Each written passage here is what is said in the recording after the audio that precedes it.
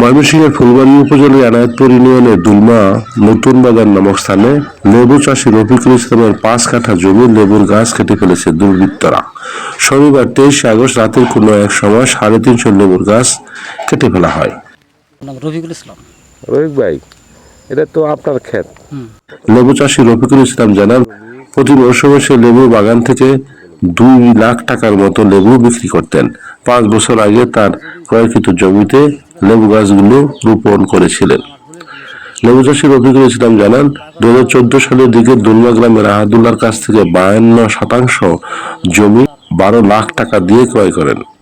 তার ক্রয়কৃত জমিতে ৫ বছর আগে ৩৫০ লেবুর গাছ রোপণ করে পরিচর্যার পর কবছর ধরে লেবুগুলো বিক্রি করছেন। এখনো তার খরচের টাকা ওঠে নাই।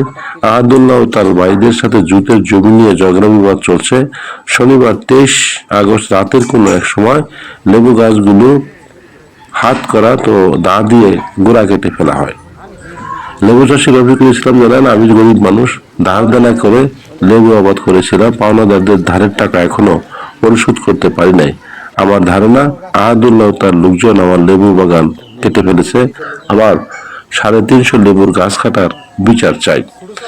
এ বিষয়ে ফুলবাড়িয়া থানার অফিসার ইনচার্জ রুকনুজ্জামান জানান, বিষয়টি দুঃখজনক, খোঁজ নিয়ে ব্যবস্থা গ্রহণ করা হবে।